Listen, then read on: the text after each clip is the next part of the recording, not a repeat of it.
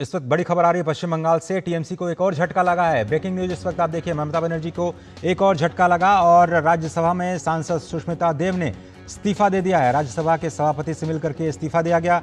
आज उन्होंने अपने पद से इस्तीफा देने का ऐलान किया। बंगाल में मिली हार के बाद अब टीएमसी के अंदर जो घमासान है वो रुकने का नाम नहीं ले रहा है। टीएमसी के राज्यसभा सांसद सुष्मिता देव ने अपने पद से इस्तीफा दे दिया है। आज उन्होंने अपने पद से इस्तीफा दिया और एक सप्ताह के अंदर टीएमसी के दूसरे सांसद ने अपने पद से इस्तीफा दिया है। लंबे समय से वो टीएमसी का प्रमुख चेहरा थी और पार्टी की ओर से राष्ट्रीय स्तर पर सक्रिय भूमिका निभाती रही हैं।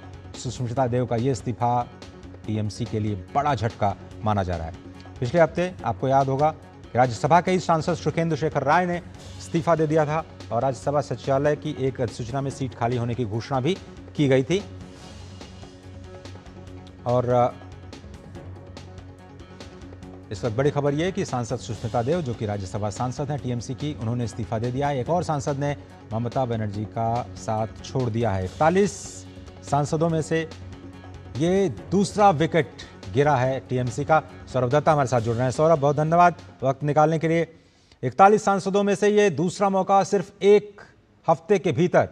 कितनी बड़ी खबर या कितना बड़ा झटका है टीएमसी के लिए? देखिए, बहुत बड़ा झटका। सुखेंदु शेखर राय पहले राज्यसभा के सांसद थे जिन्होंने इस्तीफा दिया और उसके साथ साथ ही सुष्मिता देव, उन्होंने राज्यसभा से अपना इस्तीफा दे दिया है, सबमिट किया है। एक्सेप्ट होगा कि नहीं उसका पुष्टिकरण अभी तक नहीं आया, लेकिन इन केसों में जैसे सुखेंदु शेखर राय की तरह राय के देखा गया कि सुखेंदु शेखर राय ने अपना इस्तीफा दिया और वो राज्यसभा के सचिवालय ने उनको एक्सेप्ट कर लिया।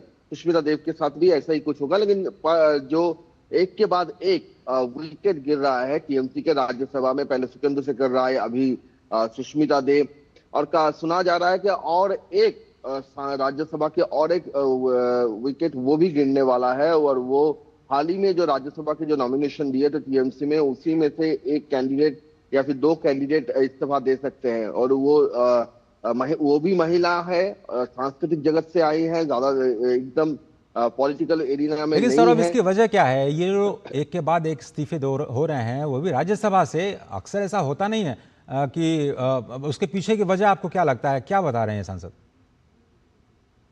देखिए, टीएमसी का दामन अभी सब छोड़ रहे हैं। टीएमसी का दामन कोई पकड़ना नहीं चाहता। इसका बड़ा कारण ये है कि भ्रष्टाचार, घोटाला और पार्टी में जो तानाशाही का मिजाज था, वो कहीं ना कहीं जाके हर कोई जो सांसद है, हालांकि सुष्मिता देव का बयान अभी भी नहीं आया है, लेकिन हर किसी का यही कहना है कि पार्टी में जब वो थे तो उनकी जो वक्तव्य थे उनको सुना नहीं जाता था, उनकी बातों को अनदेखी किया जाता था।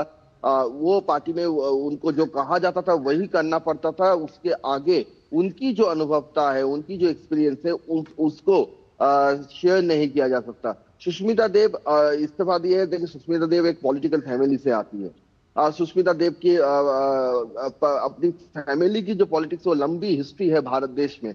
तो उसी के चलते अगर सुष्मिता देव जैसे सांसद अगर इस्तीफा देते हैं और अगर वो भी आगे चल के यही बयान देते हैं कि उनका भी वही कहना है कि वो वहां पर अपनी कोई ओपिनियन साझा नहीं कर पाते थे, उनको जो कहना था वही बिल्कुल करते सर, थे। आप कह रहे हैं कि जो कार्यकलाप कम्युनिकेशन था, कामकाज का तरीका था टीएमसी के नेतृत्व का, खासतौर पर अभिषेक बनर्जी को तरजीह दिए जाने को लेकर के, उस पर असंतोष का माहौल था। ममता बनर्जी क्या कह रही हैं? उनकी क्या स्ट्रेटजी है अब, या वो भी अब सरेंडर कर चुके हैं? देखिए, ममता बनर्जी अभी तक तो ममता बनर्जी जो चुनाव है उसी में नहीं हार स्वीकार किया। वो उबर नहीं पा रहे हैं उससे। हार स्वीकार करना ठीक। ममता बनर्जी की फिर ममता बनर्जी हार स्वीकार करना जानती ही नहीं है। वो कभी हार स्वीकार करती ही नहीं है। इसका एक बड़ा कारण है ये उनका नीति है। वो मानती है कि वो हमारी बंगाली में कहते हैं कि आप वो खुद भी कहती हैं कि वो कभी हार स्वीकार नहीं करेंगे, वो बहुत जिद्दी है। तो ये जो कारण, ये जो अब जो दिख रहा है कि ममता बनर्जी का, वो तो अभी इसको कॉन्स्पिरेसी थ्योरी मान रही है। इंडी जोट के भीतर जो बैठक हुआ था उसमें भी उन्होंने कहा था कि ये कॉन्स्पिरेसी है, उनके खिलाफ दबाव दिया जा रहा है। वो भाजपा उनकी पार्टी को तोड़ रहे हैं, भाजपा उनके खिलाफ कॉन्स्पिरेसी कर रहे हैं। लेकिन नहीं, तो नेतृत्व के तौर पर उनकी जिम्मेदारी है कि वो अपने दल को बचा करके रखें। लेकिन अब टीएमसी का होगा क्या सौरभ? ये बड़ी बात है। बड़ा सवाल यह है कि टीएमसी का अब क्या होगा। उधर राज्य में फूट पड़ चुकी है, वहाँ पर देवव्रत के नेतृत्व में नया संगठन तैयार होने की बात है। यहाँ सांसद नाराज हैं, सांसद भी एक एक करके जा रहे हैं। आपने कोकिला जी को अब देखा, 20 सांसद लेकर के वो अलग से बैठने की मांग कर रही हैं। टीएमसी का क्या होगा? कम से कम टीएमसी बचा पाएंगी ममता बनर्जी या नहीं? देखिए, अभी तक तो जो है कि लोकसभा में जो सांसदों को स्पीकर के पास जो चिट्ठी देने की बात है, वो शायद आज काकोली घोष दोस्तीदार मिल सकते हैं स्पीकर ओम बिरला के साथ। तो तब जाके वो चिट्ठी सामने आएगा। दूसरी बात यह है कि और भी बहुत सारे सांसदों, तो काकोली घोष दोस्तीदार 20 सांसदों की बात कहते, और भी बहुत सारे सांसद भी टच पे है। इसके चलते ममता बनर्जी अभी जो दिख रही है कि ममता बनर्जी का साफ स्टैंड है कि जो जाना चाहते हैं चाहे वो किसी को रोकेंगे नहीं, क्योंकि उनका मानना है कि उनकी जो पॉपुलैरिटी है, उनकी छवि को देखकर ही ये लोग सांसद बने हैं, ये लोग विधायक बने हैं। इनका कोई अपना कोई शक्ति है नहीं। और इसी के चलते आगे चल के क्या होगा, ये तो सब जो चुनाव जब होगा, जब बाई इलेक्शंस जो होगा, बाई इलेक्शंस में ममता बनर्जी किस तरीके से आती है वो देखना पड़ेगा। कल कांग्रेस के सोनिया गांधी के साथ उन्होंने एक बैठक किया है, तो वो यहाँ पर राज्य में कांग्रेस का हाथ पकड़ती है या नहीं, ये भी देखना पड़ेगा।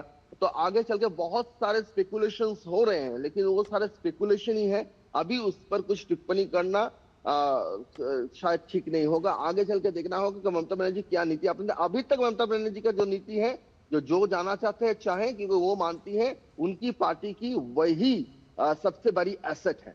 शायद उन्हीं को देख करके लोग आए भी होंगे कांग्रेस से या फिर लेफ्ट से, टीएमसी में ज्वाइन किए होंगे, इसलिए वो ऐसा सोचती हैं। लेकिन वो चुप क्यों है इस पूरे मामले पर सौरभ? उनकी चुप्पी क्या कहती है? क्या कोई पत्रकार बंधु उनकी चुप्पी को पढ़ पाया है जो उनके करीब रहा हो? देखिए, ममता बनर्जी चुप है, आप कह भी सकते हो और नहीं भी कह सकते, क्योंकि वो एक तरफा तो फेसबुक लाइव में आकर अपनी जो बातें हैं वो रख रहे हैं। फिर ये जो कांड हुआ, जब ये काकोली घोष दोस्तीदार का जो एपिसोड हुआ, उससे पहले भी उन्होंने जब वाई चैनल पे जब धरना किया था, तो तभी उन्होंने 2 घंटे तक बहुत सारी बातें किए थे। तो तब से जाकर अभी कुछ स्टैंड बदला नहीं है। तभी से वो ऋतव्रत बनर्जी को लेकर, संदीपन शाह को लेकर, और भी सारे जो जानना चाहते हैं उसका भी हिंट उनके वक्तव्य में था, उनके स्पीच में था। तो उनका यही, उनके पार्टी का जो कहना है, उनका भी यही कहना है। उनका ये मानना है कि ये जो सारे लोग जा रहे हैं, असल में ये उनके साथ कहीं ना कहीं जाके बिट्रेयल हो रहा है। जाना नहीं चाहिए, लेकिन जा रहे हैं, तो जो जाना चाहते हैं उनको जाने दिया जाए। लेकिन अभिषेक बनर्जी को लेकर जो नाराजगी है सांसदों और विधायकों में, उस बात को अभी तक वो एड्रेस नहीं किया। अभिषेक बनर्जी के साथ साथ डेरेक ओब्रायन, दोला सेन को डिप्यूटी किया गया है, ठीक है, लेकिन अभिषेक बनर्जी अब एक नेशनल जनरल सेक्रेटरी है नहीं।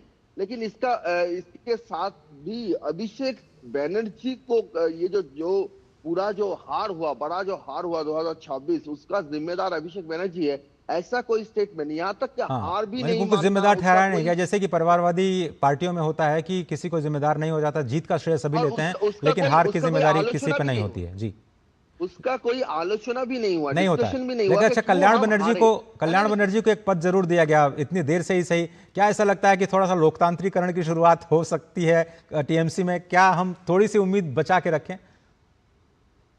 नहीं अजय जी, देखिए, चीफ व्हिप का पद तो किसी को ना किसी को देना है। ममता बनर्जी की पार्टी में अगर देखेंगे तो ममता बनर्जी की पार्टी में ममता बनर्जी जब जिसको अपना ट्रस्टेड मानती है, उन्हीं को वो तब सीधा उठाती है। हम कहते हैं ये एक नागरदोला की तरह है, कभी आप ऊपर हो तो कभी आप नीचे हो। टीएमसी ही ऐसा है। लेकिन ये जो अभी कल्याण बनर्जी है, कल्याण बनर्जी कह रहे हैं उनके साथ है कि, लेकिन सबसे बड़ा सवाल है, क्या कल्याण बनर्जी को कोई लेना चाहता है? जो उनके साथ है कल्याण बनर्जी, महुआ में जो भी उनके साथ है, जो कह रहे हैं कि हम दीदी के साथ है, मरते दम तक दीदी के साथ है, कहीं ना कहीं जाके ये भी कि बाजार में उनको कोई और लेना चाहता है। बाजार में सब नहीं बोलना चाहिए कि उनको कोई लेना चाहता है। अगर वो जाना भी चाहे, क्या उनका कोई एक्सेप्टेंस है, कोई और पार्टी उनको लेंगे? ये सबसे बड़ी बात है। तो आपको याद होगा कि ये बोला जा रहा है कि आपको याद होगा कल्याण बनर्जी ने लोकसभा में प्रधानमंत्री का मजाक उड़ाया था, वो कित करते हुए, कि कैसे बड़ी बातें कही जाती हैं और उसमें कोई सच्चाई नहीं होती। अब उनके सामने ये चुनौती है कि वो टीएमसी को कैसे बचा पाते हैं। बहुत बहुत धन्यवाद आपका वक्त देने के लिए।